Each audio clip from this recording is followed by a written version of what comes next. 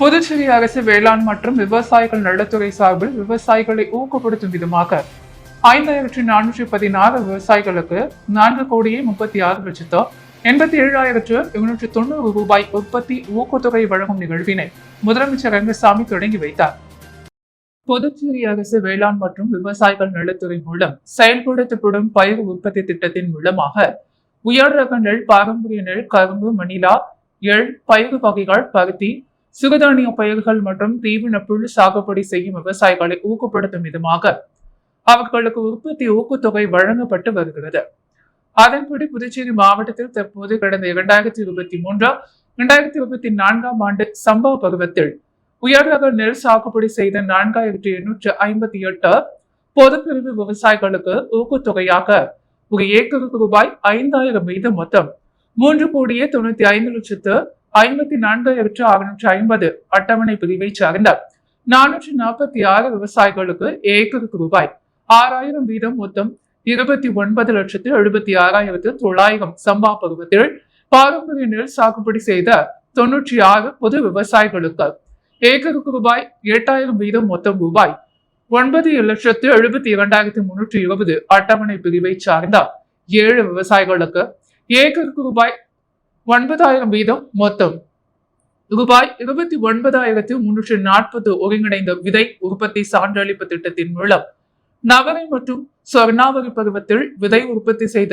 9 விதை உற்பத்தியாளர்களுக்கு ரூபாய் 1,54,080 ஆக மொத்தம் 5,416 விவசாயிகளுக்கு ரூபாய் 4,36,87,290 அளவிலான ஊக்கத்தொகையை வழங்கும் நிகழ்ச்சியினை முதலமைச்சர் இன்று சட்டப்பேரவையில் தனது அலுவலகத்தில் தொடங்கி வைத்தார். இந்த தொகையானது ஓரிரு நாட்களில் விவசாயிகளின் வங்கி கணக்கில் செலுத்தப்படும்.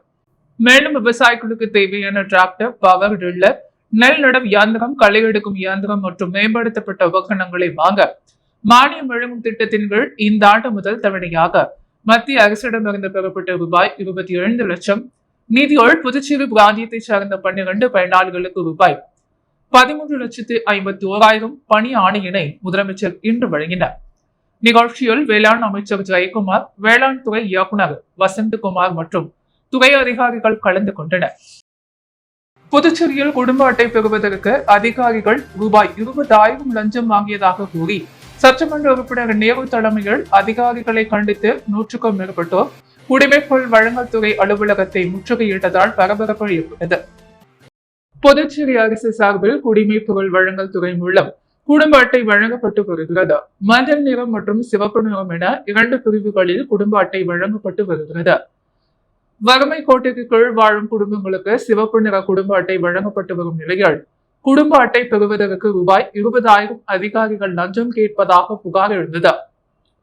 மேலும் நிறுத்தப்பட்டுள்ள குடும்ப அட்டைகளை உடனடியாக வழங்க கோரியும் அதிகாரிகள் லஞ்சம் கேட்பதை கண்டித்தும் சுயேட்சை சட்டமன்ற உறுப்பினர் நேரு தலைமையில் 100க்கும் மேற்பட்ட பொதுமக்கள் குடிமைப்பொருள் வழங்கல் துறை அலுவலகத்தை முற்றுகையிட்டார். கோரிக்கைகளை வலியுறுத்தி கண்டன கோஷங்களை எழுப்பினர். தொடர்ந்து அலுவலகத்தின் உள்ளே சென்று அவர்கள் இயக்குநர் அலுவலகத்தின் முன்பு தரையில் அமர்ந்து தர்ணா போராட்டத்தில் ஈடுபட்டு கோஷங்களை எழுப்பியதால் பரபரப்பு நிலவியது. இதனையடுத்து தகவல் அறிந்த சம்பவ இடத்திற்கு வந்த போலீசார் சட்டமன்ற உறுப்பினருடன் பேச்சுவார்த்தை நடத்தினர். ஆனால் அவர் துறையின் செயலர் மற்றும் இயக்குநர் பேச்சுவார்த்தை நடத்தினால் மட்டுமே போராட்டத்தை கைவிடுவோம் என்று தொடர்ந்து தர்ணா போராட்டத்தில் ஈடுபட்டதால் குடிமைப்பொருள் வழங்கல் துறை அலுவலகத்தில் பெரும் பரபரப்பு நிலவியது. புதுச்சேரியில் நண்பர்களுடன் விளையாடி கொண்டிருந்த பொழுது 23 வயது இளைஞர் திடீரென மயங்கி விழுந்து உயிரிழந்த சம்பவம் பெரும் பரபரப்பையும் அதிர்ச்சியையும் ஏற்படுத்தியுள்ளது. புதுச்சேரி பாக்குமுடையான்பட்டு முல்லை நகரைச் சேர்ந்த ஹரிஹரன், ராதிகா தம்பதியரின் 23 வயதாகும் மகன் கிஷோர் பிடெக் படித்துள்ளார். இன்று காலை நண்பர்களுடன் லாஸ்பேட்டை தாகூர் அரசு கல்லூரி அருகே உள்ள மைதானத்தில் கிரிக்கெட் விளையாடி கொண்டிருந்தார். அப்பொழுது திடீரென மயங்கி விழுந்த அவரை அவருடன் விளையாடி கொண்டிருந்த சக நண்பர்கள் உடனடியாக அவரை மீட்ட புதுச்சேரி அரசு மருத்துவமனைக்கு அழைத்துச் சென்றனர். அங்கு பரிசோதனை செய்த மருத்துவர் கிஷோர் வரும் வழியிலேயே இறந்துவிட்டதாக தெரிவித்தனர். இதுகுறித்து தகவல் அறிந்த போலீசார் மாணவன் உயிரிழந்தது குறித்து வழக்கு பதிவு செய்து விசாரணை நடத்தி வருகின்றனர். உயிரிழந்த இளைஞர் வெளிநாடு செல்வதற்காக தனது பாஸ்போர்ட்டை நேற்று புதுப்பித்துள்ளார் என்பது குறிப்பிடத்தக்கது. புதுச்சேரி ரெட்டியார்பாளையம் பகுதியில் உள்ள பள்ளிகளுக்கு ஜூன் 17ஆம் தேதி வரை விடுமுறை நீட்டிக்கப்பட்டுள்ளது. புதுச்சேரி ரெட்டியார்பாளையம் புதுநகரில் கழிவுநீர் விஷவாயு தாக்கியதில் மாணவி உட்பட 3 பெண்கள் உயிரிழந்தனர். இந்நிலையில் முன்னெச்சரிக்கை நடவடிக்கையாக புதுநகர் பகுதியில் உள்ள 2 பள்ளிகளுக்கு நேற்று விடுமுறை விடப்பட்டது. புதுநகர் 6வது தெருவில் உள்ள அரசு தொடக்கப் பள்ளிக்கு இன்று காலை ஆசிரியர்கள் வந்திருந்தனர், மாணவர்களும் வந்திருந்தனர். ஆனால் கல்வித்துறையிலிருந்து வந்த தகவலை தொடர்ந்து அந்த பள்ளிக்கு விடுமுறை வரும் 17ஆம் தேதி வரை நீட்டிக்கப்பட்டது. அதேபோல் அதே பகுதியில் உள்ள அரசு நிதி உதவி பெறும் பள்ளியாகும் இமாக்ரிட் பள்ளிக்கும் ஜூன் 17 வரை விடுமுறை அறிவிக்கப்பட்டது. ரெட்டியார்பாளையத்தில் விஷவாயு தாக்கி உயிரிழந்த 3 இறுதி ஊர்வலம் நேற்று மாலை நடைபெற்றது. உயிரிழந்த செந்தாமரை, அவரது மகள் காமாட்சி ஆகிய 2 பேரின் உடலுக்கு அமைச்சர் நமச்சிவாயம் அஞ்சலி செலுத்தினார். புதுச்சேரி ரெட்டியார்பாளையம் புதுநகரில் பாதாள சாக்கடை கழிவுநீர் விஷவாயு தாக்கி மாணவி உட்பட 3 பெண்கள் உயிரிழந்தனர். இவர்களின் உடல் பிரேத பரிசோதனை முடிந்து இன்று வீட்டுக்கு கொண்டு வரப்பட்டது. இதில் மாணவி செல்வராணிக்கு இறுதிச் சடங்குகள் செய்யப்பட்ட இறுதி ஊர்வலம் நடைபெற்றது. இதில் உள்துறை அமைச்சர் நமச்சிவாயம், தொகுதி சுயேட்சை சட்டமன்ற உறுப்பினர் சிவசங்கரன் கலந்து கொண்டார். மாணவியின் உடலுக்கு மாலை அணிவித்து மரியாதை செலுத்தினார். தொடர்ந்து அருகில் உள்ள தேவாலயத்தில் மாணவியின் உடலுக்கு சிறப்பு பூஜைகள், பிரார்த்தனை செய்யப்பட்டது. தொடர்ந்து மாணவியின் இறுதி ஊர்வலம் நடத்தப்பட்டு ரெட்டியார்பாளையத்தில் அடக்கம் செய்யப்பட்டது. இதேபோல் உயிரிழந்த செந்தாமரை, அவரது மகள் காமாட்சி ஆகிய 2 பேரின் உடலுக்கு அமைச்சர் நமச்சிவாயம் அஞ்சலி செலுத்தினார். தொடர்ந்து இருவருக்கும் இறுதி சடங்குகள் செய்யப்பட்ட இறுதி ஊர்வலம் நடத்தப்பட்ட அஜிஸ் நகரில் உள்ள இடுகாட்டில் அடக்கம் செய்யப்பட்டனர். மணவெளி தொகுதி புதுக்குப்பம் அரசு தொடக்கப்பள்ளி மாணவ மாணவிகளுக்கு சீருடை மற்றும் பாட புத்தகம் வழங்கும் நிகழ்ச்சி சபாநாயகர் தலைமையில் நடைபெற்றது. மணவெளி தொகுதி புதுக்குப்பம் பகுதியில் உள்ள அரசு ஆரம்ப பள்ளியில் பயிலுகின்ற மாணவ மாணவியர்களுக்கு இந்த கல்வி ஆண்டிற்கான பாட புத்தகங்கள் மற்றும் சீருடைகளை தொகுதி சட்டமன்ற உறுப்பினரும் சட்டப்பேரவை தலைவருமான ஏம்பலம் செல்வம் தலைமையில் இன்று பள்ளிக்கு நேரில் சென்று வழங்கப்பட்டது. இந்த நிகழ்ச்சியில் பள்ளி தலைமை ஆசிரியர், ஆசிரிய பெருமக்கள், பெற்றோர்கள் மற்றும் ஊர் முக்கிய பிரமுகர்கள் கலந்து கொண்டனர். மங்களம் தொகுதியின் பொதுப்பணித்துறை சம்பந்தமாக வளர்ச்சி பணிகளின் ஆய்வுக் கூட்டம் அமைச்சர் தேனி ஜெயக்குமார் தலைமையில் நடைபெற்றது. புதுச்சேரி ரெட்டியார்பாளையம் புதுநகரில் விஷவாயு தாக்கி 3 பேர் உயிரிழந்தனர். மேலும் சிலருக்கு மயக்கம் ஏற்பட்டு தற்பொழுது மருத்துவமனையில் சிகிச்சை பெற்று வருகின்றனர்.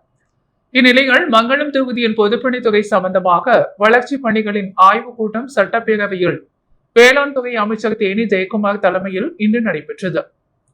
இந்த ஆய்வுக் கூட்டத்தில் பொதுப்பணித்துறை தலைமை பொறியாளர், செயற்பொறியாளர்கள், உதவி பொறியாளர்கள், வேளாண் துறை இயக்குநர் மற்றும் அதிகாரிகள் கலந்து கொண்டனர். புதுச்சேரியில் ஜிப்மர் பயிற்சி மருத்துவரை மிரட்டி பணம் பறித்ததால் நாமக்கல் மாவட்டத்தைச் சேர்ந்த 4 பேரை போலீசார் கைது செய்தனர். ஹரியானா மாநிலத்தைச் சேர்ந்தவர் பியூஷ் அகர்வால், வயது 23. இவர் புதுச்சேரி ஜிப்மர் மருத்துவமனையில் பயிற்சி மருத்துவராக பணிபுரிந்து வருகிறார். இவருக்கு இணையதளம் செயலி மூலம் ஒருவர் அறிமுகமானாராம். அதில் பேசிய அந்த நபர் புதுச்சேரி நகர பகுதியில் உள்ள தனியார் விடுதியில் தங்கியிருப்பதாகவும் அங்கு வருமாறு அகர்வாலை அழைத்தாராம். இதை நம்பி அவர் செவ்வாய்க்கிழமை அங்கு சென்ற பொழுது அங்கிருந்த 4 பேர் பியூஷ் அகர்வாலை மிரட்டி அவருடைய கைபேசி மூலம் வங்கி கணக்கில் இருந்த ரூபாய் 65,000 தங்கள் வங்கி கணக்கிற்கு மாற்றிவிட்டு தப்பிச் சென்றனராம். இது குறித்து புகாரின் பெயரில் உதயஞ்சாலை காவல் நிலைய ஆய்வாளர் செந்தில்குமார் தலைமையிலான போலீசார் வழக்கு பதிவு செய்து நாமக்கல் மாவட்டத்தில் இருந்த கௌதம், டேனியல், ராஜ், சரவணன், கவின் ஆகியோரை கைது செய்தனர். மேலும் அவர்களிடமிருந்த பணம், கைபேசிகள் பறிமுதல் செய்யப்பட்டன. குவைத் நாட்டில் ஏற்பட்ட தீ விபத்தில் உயிரிழந்தவர்களுக்கு புதுச்சேரி கவர்னர், முதல்வர் ஆகியோர் இரங்கல் தெரிவித்தனர்.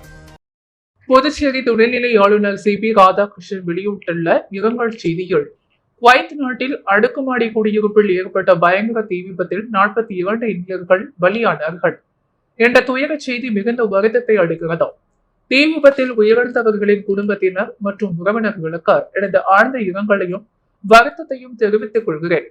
விபத்தில் காயமடைந்தவர்களுக்கு தேவையான மருத்துவ உதவிகள் மற்றும் பிற உதவிகளை வழங்க மத்திய வெளியுறவுத்துறை அமைச்சகமும் குவைத்தில் உள்ள இந்திய தூதரகமும் எடுத்து வரும் அனைத்து முயற்சிகளுக்கும் புதுச்சேரி மக்கள் சார்பில் நன்றியை தெரிவித்துக் கொள்கிறேன். காயமடைந்தவர்கள் விரைவில் குணமாக எல்லாம் வல்ல இறைவனை பிரார்த்திக்கிறேன் என்று அவர் தெரிவித்துள்ளார்.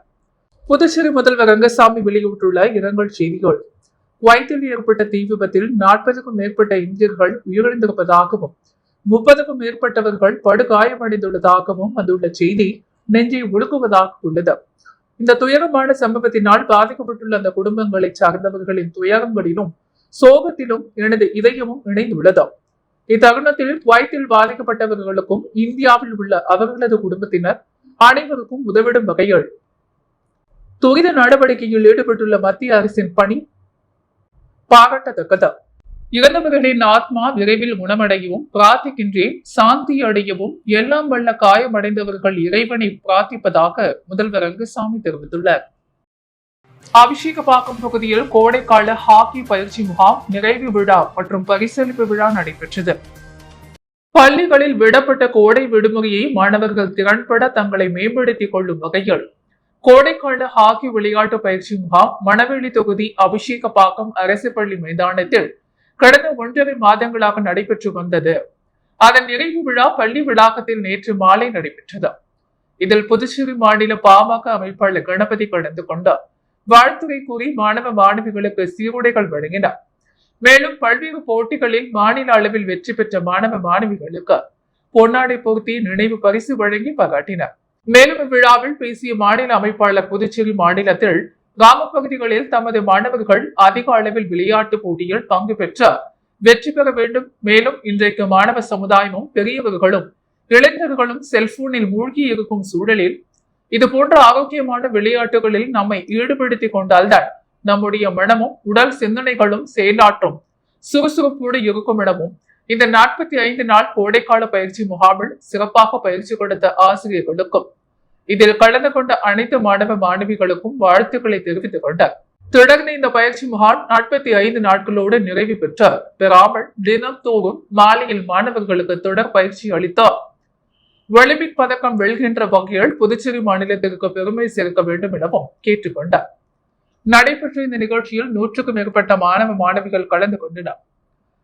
இந்த நிகழ்ச்சியில் ஹாக்கி பயிற்சி ஆசிரியர் ஹரிகிருஷ்ணன் சீனியர், வீரர் புவியரசன் மற்றும் நிர்வாகிகள், மாநில இளைஞர் சங்க செயலாளர் சேதுபதி, மாநில உழவர் பெரிய செயலாளர் மணிமாளன், வன்னியர் சங்க மாநில பொறுப்பாளர் மணிரத்தினம், பாட்டாளி மாணவர் சங்க நிர்வாகி கோவிந்த், தொகுதி இளைஞர் சங்க துணை செயலாளர் ஜேம்ஸ் உட்பட பலர் கலந்து கொண்டனர்.